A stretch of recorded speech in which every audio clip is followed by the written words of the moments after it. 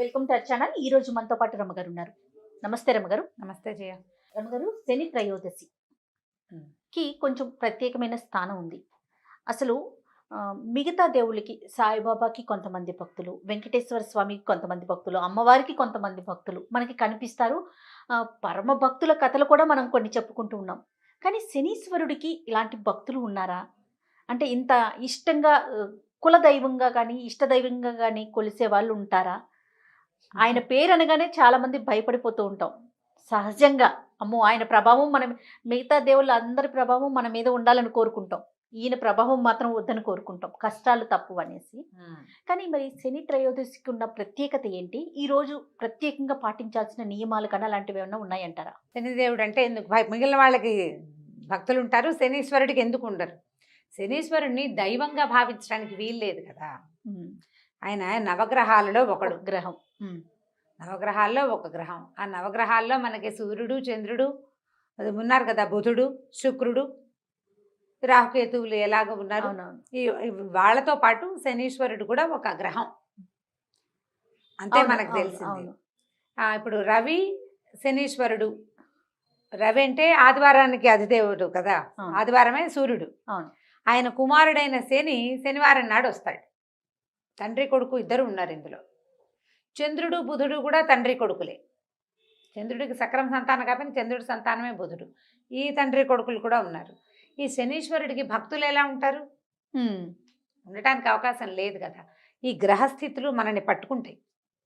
అప్పుడప్పుడు ఈ గ్రహం మారినప్పుడు, లేదా కొత్త గ్రహం, లేదా మన గ్రహాలు నీచంలో ఉన్నప్పుడు, ఉచ్చంలో ఉన్నప్పుడు వాళ్ళ ప్రభావానికి మనం లోనవుతాం. ఇప్పుడు కాలమాన పరిస్థితులను బట్టి మన గ్రహాలు మారిపోతూ ఉంటాయి. వాటి ప్రభావానికి లోనవుతాం మనం. గురుగ్రహ ప్రభావం, చంద్రగ్రహ ప్రభావం, అట్లా వాటి ప్రభావానికి లోనవుతాం. మనల్ని ప్రభావితం చేసే ఫ్యాక్టర్స్లో శనీశ్వరుడు కూడా ఒక ఆయన. దైవం అనడానికి వీల్లేదు.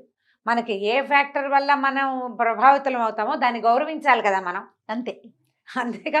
ఇప్పుడు దానివల్ల మనం ఇబ్బంది పడుతున్నాం అనుకో, దాన్ని రిపేర్ చేసుకోవాలి. ఒకదాని వల్ల మనకి చాలా బాగుంది అనుకో, దాన్ని జాగ్రత్తగా చూసుకోవాలి.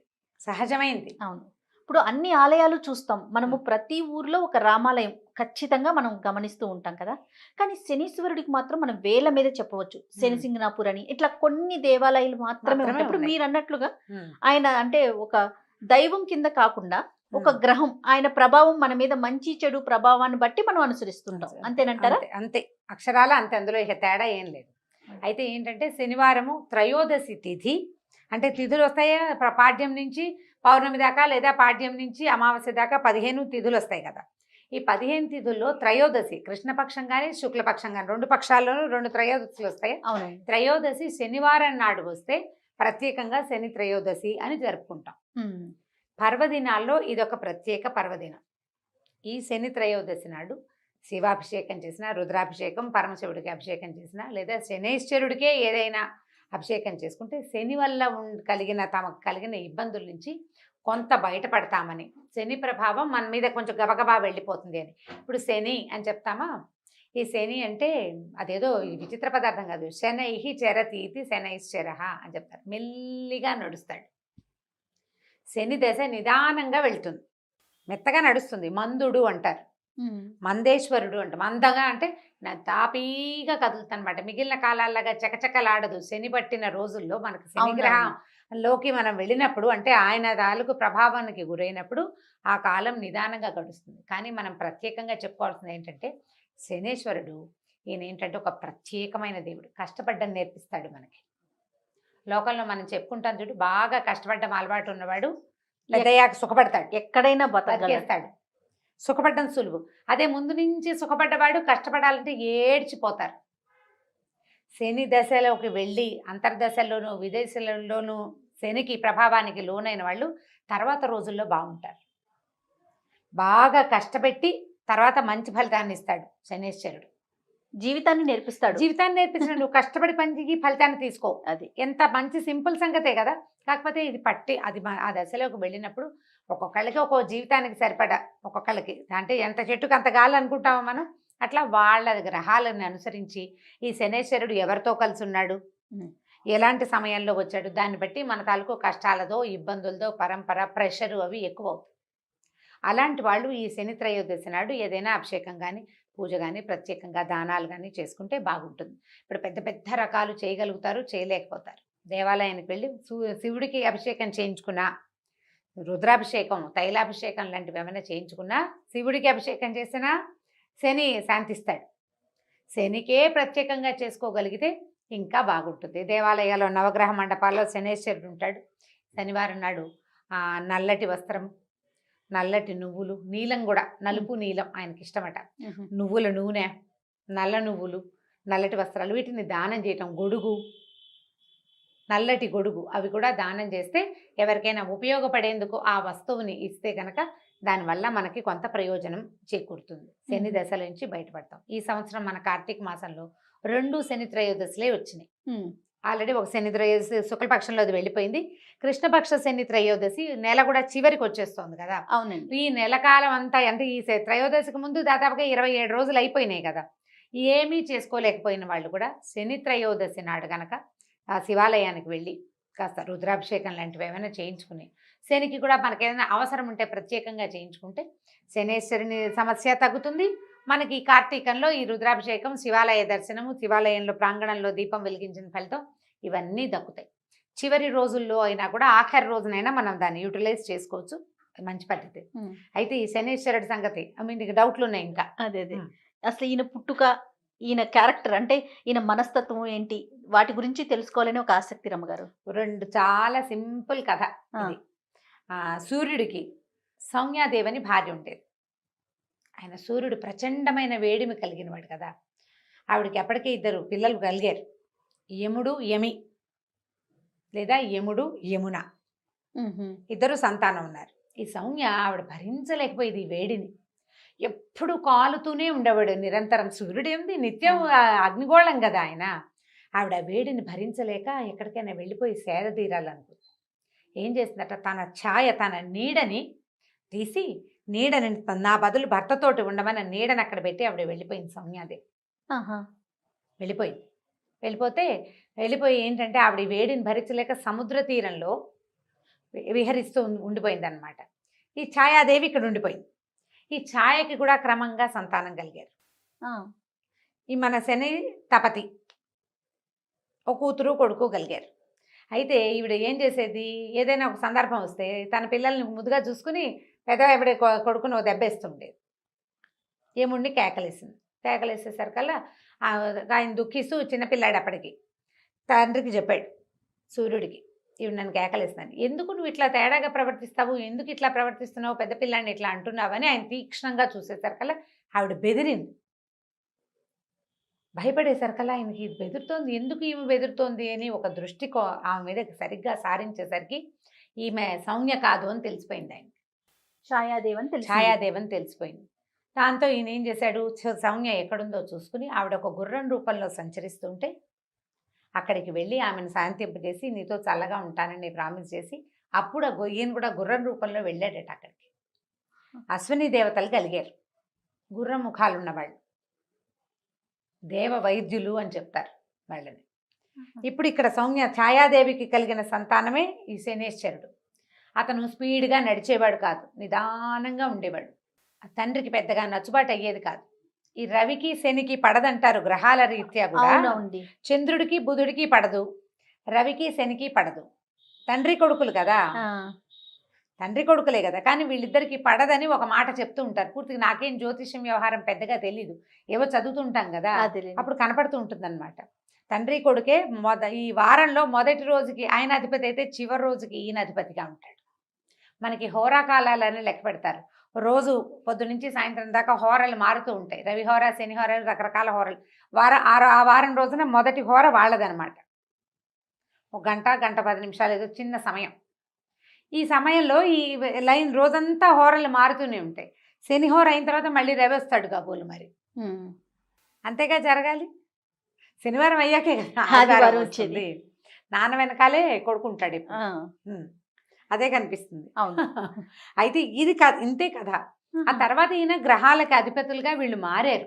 తర్వాత కాలంలో ఈ గ్రహాలు వీటన్నిటిని సెపరేషన్ జరిగినప్పుడు ఆయన ఒకదానికి అంటే ఈ మానవుల జాతకాల్లో లేదా మానవుల స్థితిగతులలో ఒక స్థితికి ఆయన, ఇంకొక స్థితికి ఈయన అధిపతులుగా మారారు. నువ్వు మానవ జీవితం తీసుకో, పుట్టిన దగ్గర నుంచి మరణించేదాకా అంతా మనకు తెల్లంగా కనపడుతుందా? కనపడదు. ఇవాళ ఇక్కడ ఎక్కడో పూరి గుడిసెలో మారుమూల ఇంత పిల్లవాడు పుడితే వాడు మహారాజు అయిపోతాడు.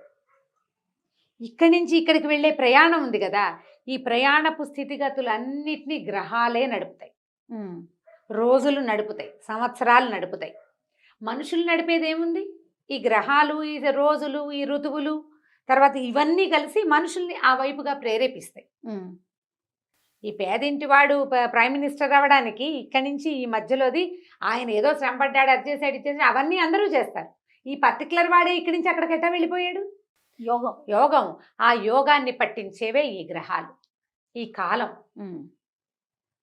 ఇప్పుడు ఈ కాలం ఇవాళ నా పుట్టుక, నా మరణం దాకా ఉన్న కాలం, ఇంతకుముందు నేను పుట్టినప్పుడు ఉంది, అంతకుముందు పుట్టినప్పుడు ఉంది, రేపు పుట్టబోయేటప్పుడు ఉంటుంది. కాలమే మన మొదటి రోజు, మొదటి పుటక నుంచి మనం ఫస్ట్ ఒక చిన్న చుక్కగా భూమి మీద మొట్టమొదట భగవంతుడు మనని పుట్టించినప్పటి నుంచి, తర్వాత మన సంవత్సరాలు మారుతున్న కొద్దికి, మన జన్మలు మారుతున్న కొద్దికి మనతోటే ఉంటుంది. ఆ కాలమే మనకి సాక్షి. అంతే. భగవంతుడు కాలస్వరూపుడు. ఆయన చూస్తూ ఉంటాడు. నీ కిందటివి, ఆ కిందటివి, ఆ కిందటివి నువ్వు చేసిన తాలూకు వాటి ఫలితాలని ఈ జన్మలో నువ్వు మారుమూల ఇంట్లో పుట్టినా నిన్ను ప్రైమ్ మినిస్టర్ని చేస్తాయి. ఈ మొత్తానికి సాక్షిభూతంగా ఉన్నటువంటి భగవంతుని యొక్క అవయవాలే ఈ గ్రహాలు, ఈ ఋతువులు, ఈ సంవత్సరాలు, ఇవన్నీ దానికి ఒక్కొక్క పేరు పెట్టుకున్నాం. అంతే. ఆ మొత్తం చక్రంలో భాగమే శనీశ్వరుడు. అయితే కొన్ని అపోహలో మరి నిజాలో తెలియదు కానీ ఆయన్ని అంటుకోకూడదని, పూజా విధానంలో ఆడవారు కొంచెం దూరంగా ఉండాలని, నల్ల వస్త్రాలే ధరించాలని, ఇలాంటి ప్రత్యేకమైన నియమాలు రావటానికి దీనికి సంబంధించి ఏదన్నా అంటే పూర్వపు అంశాలు ఏమన్నా ఉన్నాయా రమ్మగారు? క్రమంగా కాలక్రమంగా ఏమవుతాయంటే జయ, చిన్న చిన్నవి కూడా పెద్ద పెద్దవిగా పరిణమిస్తాయి. ఇప్పుడు స్త్రీలు దూరంగా ఉండాలని చెప్పేది ఏమో మన శని సింగనాపూర్లో ఆడవాళ్ళు రాకూడదని, మేమెందుకు రాకూడదని మన వాళ్ళు ఫైట్ చేసి దాన్ని సాధించినట్టున్నారు. ఇవాళ రేపు స్త్రీలు కూడా వెళ్ళొచ్చని. మొదట్లో వెళ్ళి దగ్గరికి వెళ్ళి చేసేవాళ్ళు. ఈ మధ్య కాలంలో ఒక 4-5 ఏళ్ళ నాడు నేను వెళ్తే ఇక్కడెక్కడో నూనె పోస్తే చాలా గొట్టాల ద్వారా వెళ్ళి అక్కడ పడుతుంది ఆయన మీద. దగ్గరికి వెళ్ళేది అయితే ఇప్పుడు లేదు. మరి ఆడవారు అంటే ఎవరు లేరు, అందరూ దూరంగా ఉండేదే. ఏదో పూజారి ఎవరో చేస్తారు. ఇవి ఏంటంటే ఇది పూర్వకాలపు విధానం. అంటే పూజా విధానాలు అవి మగవాళ్లే చేసుకునేవాళ్ళు. అన్ని జాతుల వాళ్ళు పూజలు చేసేవాళ్ళు కాదు ఇదివరకు. ప్రత్యేకంగా ఒక కల్టే పూజ చేసేది. అందులో ఆడవాళ్ళు ఇల్లు వాకిలి పనులు పాటలతోటి సతమతం అవుతుంటే మగవాళ్ళు ఆ పని చేసేవాళ్ళు. బహుశా అలా వచ్చిందేమో. అలా వచ్చింది, అట్లా వచ్చి ఉండొచ్చు. అంతకంటే తీవ్రంగా ఉందని అనిపించదు. అయితే ఏంటంటే ఈయనకి నలుపు ముదురు నీలము ఇష్టం. ఆయనకి నచ్చేలాగా ప్రవర్తించడం అన్న అంశం కోసం నల్లటి బట్టలు చెప్తారు. ఆయన సమర్పించేది నల్లటి వస్త్రమే. నువ్వులు సమర్పిస్తారు, నువ్వుల నూనె సమర్పిస్తాము. ఆయనకి ప్రీతి, ఆయనకి నచ్చు తైలం ఇష్టం. ఆయనకి తైలం ఇష్టం, నువ్వుల నూనె అంతే. నువ్వుల నూనె ప్రత్యేకం, అందుకని నువ్వుల నూనె సమర్పిస్తారు. ఇప్పుడు అదే, ఇప్పుడు నా దగ్గర నీకు పని ఉంది, నాకు నచ్చింది ఇస్తావా, నీకు నచ్చింది ఇస్తావా? నాకు నచ్చింది ఇస్తే మీరు పని ఎలా చేస్తారు? అదే కదా, సేమ్ అదే పాయింట్ ఇక్కడ. ఆయనకి నచ్చినవి ప్రతి గ్రహానికి, ఈ గ్రహానికి బుధుడికి పెసలు, శుక్రుడికి ఇంకోటి, బృహస్పతికి గురువుకి శనగలు, అలా చెప్తారు. ఒక్కొక్కళ్ళకి ఒక్కొక్కటి అని. ఈయనకి నువ్వులు చెప్పారు. ఈయనకి నువ్వులు ఇష్టం. దీంట్లో ఇంకొక విధానం ఒకటి ఉంది. ఈ శనివారం నాడే ఒంటికి నూనె రాసుకొని తలంటి పోసుకోవాలని చెప్తారు. తైలాభ్యంగనం చేయటం, ఒంటికి నూనె రాసుకొని నూనెని వదిలించుకోవాలి. నూనెను వదిలించుకోవాలి. తైలాన్ని దానం చేయాలి. తర్వాత తిలలు దానం చేయాలి. నువ్వుల నూనె ఆ రోజున ఎవరి చేతిలో నుంచి తోటకూర విసేని అంటారు. అవును. ఇనప వస్తువులు, నువ్వులు, నూనె ఇంకొకరి చేతిలో నుంచి తీసుకోకూడదు. బజార్ వెళ్ళి కొనుక్కోకూడదు. మనం చెయ్యకూడని ప్రతి పనికి కూడా శని ప్రభావం ఉంటుంది, శని పట్టుకుంటుంది. జనరల్ లాంగ్వేజ్ లో మనం వాడేది అలా చెప్పి ఆ పనుల నుంచి మనల్ని అవాయిడ్ చేసే కార్యక్రమాలు జరుగుతూ ఉంటాయి. ఎందుకంటే నువ్వు కష్టపడాల్సి వస్తావు, నువ్వు కష్టపడతావు. ఆయన పని చేయిస్తాడు నీతోటి, అంతే. నువ్వు శ్రమ, ఎక్కువ శ్రమతోటి తక్కువ ఫలితం ఇస్తాడు. నువ్వు శ్రమ పెంచిన కొందికి ఫలితం కనిపిస్తుంది. నువ్వు ఇంత కష్టపడతావు కాబట్టి వద్దంటారు. కష్టాలు ఎక్కువ అవుతాయని. నిజానికి శని చెడ్డవాడని అనడానికి వీల్లేదు. కష్టే ఫలి అనేది నీకు నేర్పిస్తాడు. ఆయన వెళ్తూ మంచి చేసి వెళ్తాడు. అవునంట. నీకు కష్టపడ్డా నేర్పిస్తే ఉత్తరోత్తర నువ్వు హాయిగా ఉంటావు. ప్రతి జీవి మీద ఆయన ప్రభావం ఉంటుందని ఉంటుంది. వింటాం కదా రమగారు. ఉంటుంది. ప్రతి జీవి మీద ఆయన ప్రభావం ఉంటుంది. ఆఖరికి దేవాధిదేవుడైన పరమేశ్వరుడు కూడా ఈయనకి లొంగిపోయాడని అలాంటి బోల్డన్ని పురాణ గాథలు ఉన్నాయి. ప్రధానమైంది శనివారం నాడు తైలాభ్యంగనం ప్రాక్టీస్లో పెట్టుకోవాలి ఎవరైనా. దానివల్ల 2 బెనిఫిట్స్ చెప్దాం చూడు. ఇప్పుడు శనికి ప్రభావము అవన్నీ నువ్వు లోన్ అవ్వవు, నీకు లేవు అవేవి. నూనె రాసుకొని స్నానం చేయటం వల్ల ఫ్రెష్గా అవుతావు. రిఫ్రెష్ ఇంట్లో నుంచి బద్ధకం తగ్గుతుంది. కొవ్వు అక్కడక్కడ ప్యాక్ చేయబడి ఉన్నది మూవ్ అవుతుంది. నువ్వు అలవాటుగా చేస్తావు, శుభ్రంగా ఉంటావు, ఆరోగ్యానికి మంచిది. ఇది మంచిదే కదా. ఆరోగ్యమే మహాభాగ్యం మహాభాగ్యం. ఇవాళ రోజుల్లో. అవును.